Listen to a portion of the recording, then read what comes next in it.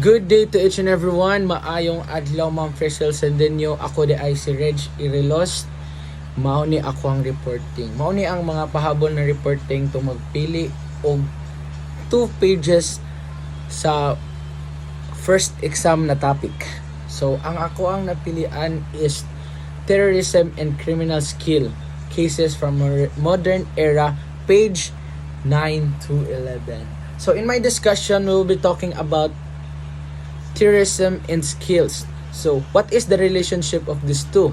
Terrorism is condemned internationally as illegal use of force and an illegitimate expression of political will.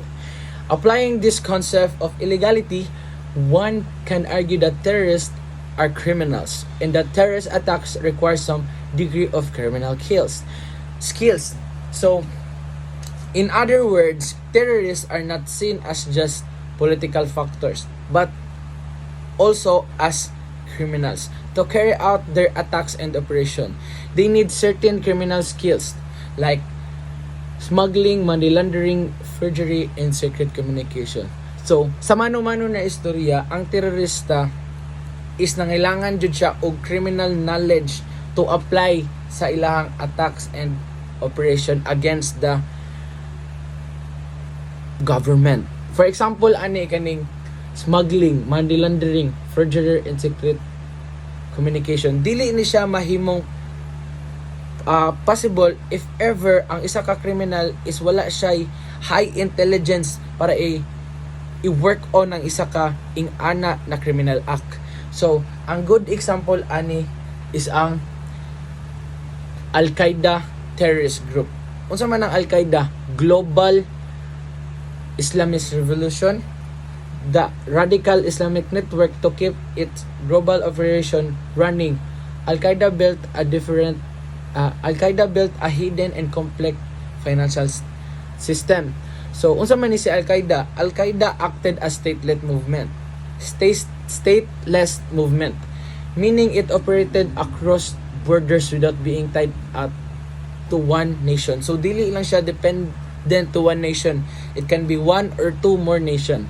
So, over time, it becomes self-sustaining, meaning it could generate its own money and keep going independently. So, kaning Al-Qaeda is a movement against government, not just one movement, one country, but nagakauban ni siya og mga Muslim country such as Arab or other countries. So, nagakuha ni siya two or more countries. So, unsa may sulod na ginabuhat sa Al-Qaeda nganong nahimo siyang terrorist group. So si Al-Qaeda is nagabuhat siya og secret bank accounts to hide where money was going. So mao na yang gibuhat. Fake companies used as fund to move funds without suspicion.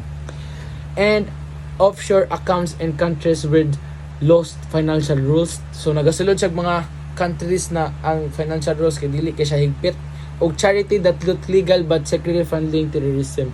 So kani is naga-funding sila og terrorism. So mao ni sila sa Al-Qaeda. Dili na siya mahimo og posible if ang isa ka criminal wala siya ing ana kataas na IQ na mo work on og ing ana ng mga trabaho such as secret bank accounts, fake companies, offshore accounts, charity.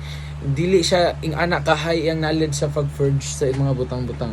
So mao na siya ang example. So to conclude the top sa ako ang katong ing-ana na topic is ang isa ka terorista is align jud na siya sa criminal. Kaya kailangan jud sa ang terorista ma-implement niya iyang criminal act if naadud siya high level sa criminal skills. So to dig deeper sa mga example na yung ana, so, criminal attacks involve different degrees of criminal skills. So, dili na siya nag-focus sa ato ng mga criminal, nag-focus pa siya sa lain na different skills. So, the following case are example of wide range of sophistication found in incidents of political violence.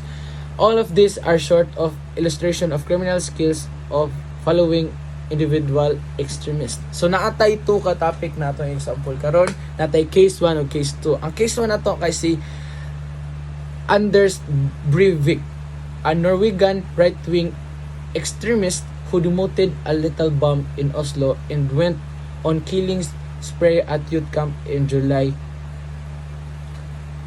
2011. So kani siya anti-government ni siya na tao.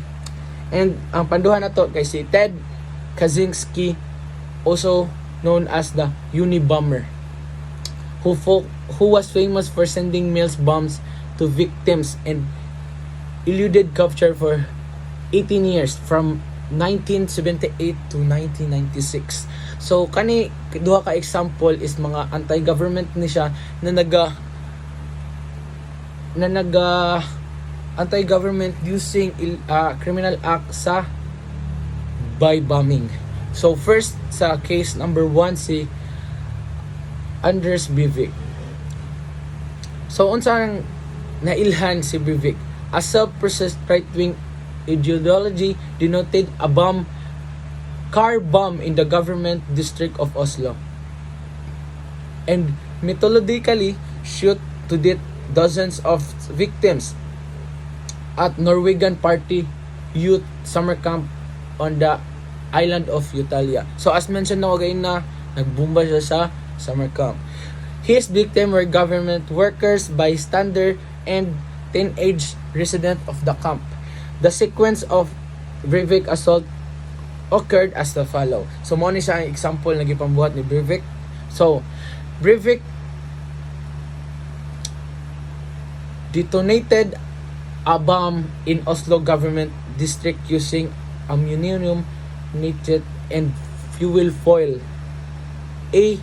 ANFU explosive. So nagbomb siya dito sa Oslo government district. Nagblast, killed 8 people and wounded at least 4 dozen more. So 4 dozen. So 4 times 12 equals 48. So 48 more ang na-injured during that time siyang pagbomba sa Oslo government district. Ang second example is he drove nearly 2 hours to a youth camp summer on the island of Italia. The camp was sponsored by the youth organization of the ruling of Norwegian Labour Party, and hundreds of youth were in attendance. Breivik was disguised as policeman tapos iyahang gibumbaan ang summer camp. Ingana si Breivik. So ang isa ka example mo ni Breivik, when Breivik arrived on the island, he was announced as the police officer in bombing Oslo and gathered around him, and he drew his weapon and began shooting. So wala na kay siya nagbomba but namusil pud siya. So mauna ang gibuhat ni Breivik. So unsa gyud si Breivik? Breivik case illustrate how lone wolf kanang individual na terrorist mag-act, who believes in a certain ideology but who is not acting on behalf of an organized group. So individual lang iyang pag-attack. These individuals tend to exhibit relatively low degree of criminal skill where carrying out their assault. So mauna ang gibuhat ni Breivik. Nag-bomb siya sa district government sa Oslo o nag-bomb po siya sa summer camp na sponsored gihapon sa Norwegian Party Labour. So sa ato mauna siya ang sa atong case 1. Case number 2. So sa ato ang panduhan na terrorist is si Theodor Ted Kaczynski. So unsa man ni si Theodor Ted Kaczynski? So yang details is using a medium degree of criminal sophistication. Many terrorists has been able to remain active for a long time of period without being captured by security agents. Some enter into retirement during this time, whereas others remain as sporadically active. So ang uban nag-retire na, ang uban active gyapon, wala gyapon na dakpan. An example of the latter profile is Theodor Ted Kaczynski, properly known as the Unabomber. The term Unabomber was derived from the FBI's designation of his case as Unibomb during its investigation of his activity. So another pod na insight about Ted Kaczynski is Kaczynski is constructing and detonating series of bomb against corporation and universities. Mo na siya yang hilig. So ginaunsa niya pagsulod ana ng mga pagbomba ana ng mga lugar sa corporation and university. He practiced devised delivered mail disguised as business parcel, but bomba di ay ang sulod sa iyahang parcel or letter. So first na naitabo na yung gibuhat is bomb caught fire inside a mail bag. So a Boeing 727, it had reared with a barometric trigger to explode at a certain altitude. So mauna yung gibuhat. Una is nagbuhat siya mail bag abroad.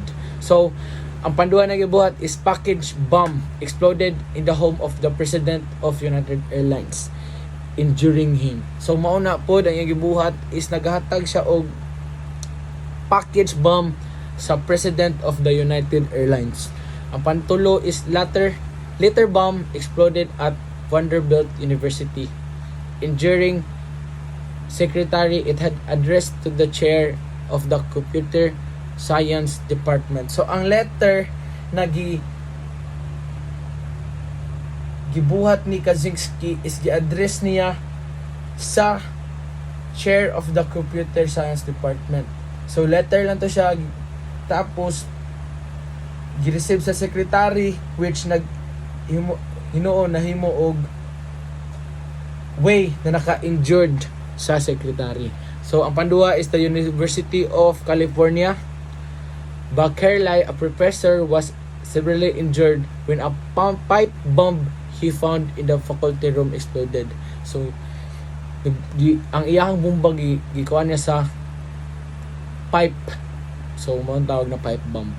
So ang panduha is 2 universities of color were injured where a bomb exploded at the professor's home. The bomb has been disguised to look like manuscript. So kani is buragimo ni siya og anang sa research manuscript book nya bomba di ay. Tapos ang lastly is a anti-personal bomb exploded in the parking lot behind the computer rental store, killing the store owner. So kani namatay gyud ang store owner ani sa pagbomba ni Kaczynski. So to conclude that during an 8-year period, Ted Kaczynski was responsible for the detonation of more than 15 bombs around the country, killing 3 people. So gani siya 3 lang yung napatay, pero nag-injured siya 22 more. Some of the 22 is very serious na jud na incident. He was arrested in the Montana cabin in April 1996. Kaczynski was sentenced in 1998 to 4 consecutive life terms plus 30 years. So mauna siya ako ang topic. I hope you learned something sa about terrorism and criminal skills. So to conclude my topic, ang criminals jud is considered also as ang terrorist is also considered as criminals, because ang tanan act sa terrorist against the government requires high level of intelligence para mahimong ma-success ilang pagkandak uman ang ilahang criminal act. So that concludes my topic. Once again, I am Reg Irilos and mao ni ako ang reporting. Maayong gabi and God bless. Godspeed.